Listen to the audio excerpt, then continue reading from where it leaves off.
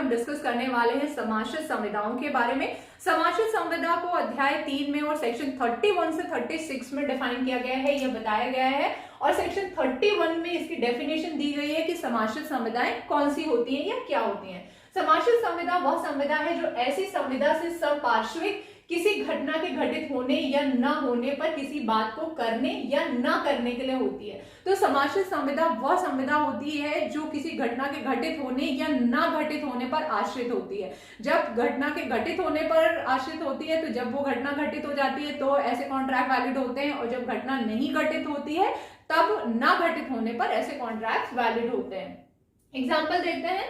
ख से क संविदा करता है कि यदि ख का गृह जल जाएगा तो ख को 10,000 रुपए देगा। यह समाश्रित कॉन्ट्रैक्ट है, क्योंकि यहाँ पे क ने बोला कि ख अगर तुम्हारा घर जल जाएगा तो जलने के बाद मैं तुम्हें 10,000 रुपए दे दूंगा। अगर यहाँ पे ख का घर जल जाता है तो क को 10,000 रुपए ख को देने होंगे, और यही यहाँ पे घटना है कि गृह का जलना एक घटना है जिसके घटित होने पर क को 10,000 रुपए देने होंगे। फिर हमारा आता है समाश्रित संविदा के आवश्यक तत्व। समाश्रित संविदा के आवश्यक तत्व कौन कौन से होते हैं? पहला है कुछ करने या न करने की संविदा होती है। यहाँ पे देखो इन्होंने बोला कि समपार्श्विक किसी बात को करने या न करने के लिए होती है। समाश्रित कॉन्ट्रैक्ट ऐसे कॉन्ट्रैक्ट होते हैं जिसमें किसी घटना के घटित होने पर कोई काम करने या न करने के लिए बोला जाता है। फिर नेक्स्ट एलिमेंट है इसका, यदि घटना घटती है या नहीं घटती है। इसमें ये बोला जाता है कि या तो घटना घटेगी तो हम ये कॉन्ट्रैक्ट को वैलिड मानेंगे, या घटना नहीं घटेगी तो हम इस कॉन्ट्रैक्ट को वैलिड मानेंगे। या तो इसमें घटना घटेगी या तो घटना नहीं घटेगी। तो घटना के घटित होने या नहीं घटित होने पर आश्रित होते हैं ये कॉन्ट्रैक्ट।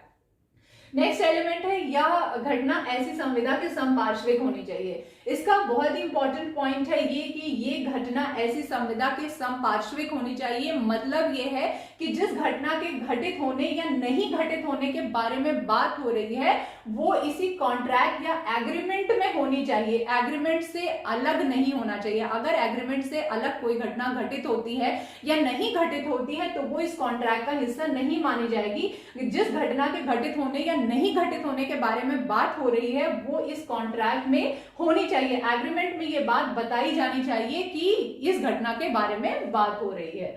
फिर हमारा आता है समपार्श्विक संविदा का पालन कब हो सकता है। पहला है किसी घटना के घटने पर। यहाँ पे ऐसे बोला गया था कि किसी घटना के घटित होने पर समाश्रित होते हैं या आश्रित होते हैं ऐसे कॉन्ट्रैक्ट। तो अगर किसी घटना के घटित होने पर बात की जा रही तो जब वो घटना घटित हो जाती है तब ऐसे कॉन्ट्रैक्ट्स को या एग्रीमेंट्स को वैलिड माना जाता है और लॉ के द्वारा एनफोर्सेबल हो जाते हैं।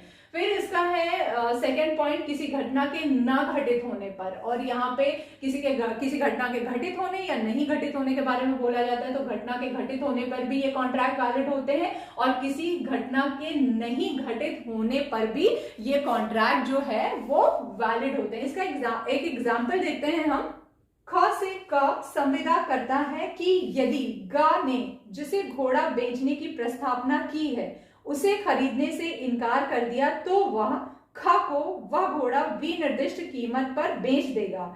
इस संविदा का प्रवर्तन विधि द्वारा नहीं कराया जा सकता यदि और जब तक ग घोड़े को खरीदने से इनकार नहीं कर देता। यहाँ पे क ने ख से बोला कि मैंने ग को बोला है कि मेरा घोड़ा तुम खरीद लो। अगर ग मेरा घोड़ा खरीदने से मना कर देता है तो मैं तुमको ये घोड़ा 500 रुपए में बेच दूंगा।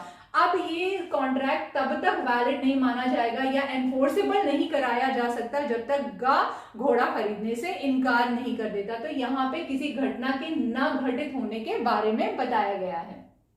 फिर नेक्स्ट पॉइंट है किसी विशिष्ट घटना के नियत समय पर ना होने पर। अब जैसे यहीं पे हम घोड़े वाला ही एग्जांपल ले लेते हैं कि क जो है वो ख से कहता है कि अगर 5 दिन के अंदर ग मेरा घोड़ा नहीं खरीदता है, 5 दिन के अंदर ग मेरा घोड़ा नहीं खरीदता है तो मैं 500 रुपए में तुमको अपना घोड़ा बेच दूंगा। तो यहाँ पे एक नियत समय दिया गया है, उस नियत समय के ना होने पर उस कॉन्ट्रैक्ट को वैलिड माना जाएगा या उसको एनफोर्सेबल कराया जा सकता है। फिर आता है समाश्रित संविदाएं कब शून्य होती हैं। पहला है जब घटना असंभव हो जाती है।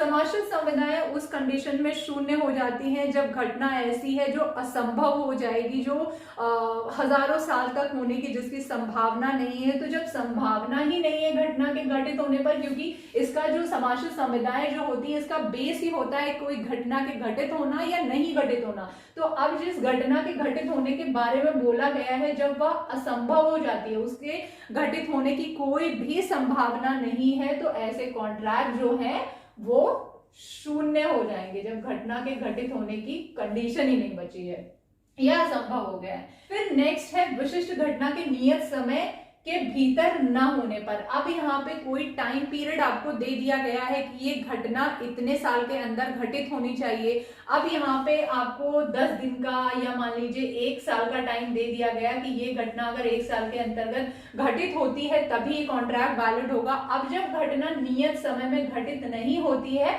तब भी ऐसे कॉन्ट्रैक्ट शून्य हो जाते हैं। नेक्स्ट आता है असंभव घटनाओं पर आश्रित करार। ऐसे करार जो किसी असंभव घटना पर आश्रित होते हैं वो करार भी शून्य होते हैं, क्योंकि ऐसे करार कभी भी वैलिड नहीं हो सकते हैं जो किसी घटना के घटित होने पर आश्रित है लेकिन वो घटना घटित होना असंभव है। और जब असंभाव्यता आ जाती है तो ऐसे करार जो है वो इनवैलिड हो जाते हैं, शून्य हो जाते हैं। तो आज के लेक्चर में बस इतना ही, मिलते हैं नेक्स्ट लेक्चर में, तब तक के लिए नमस्कार।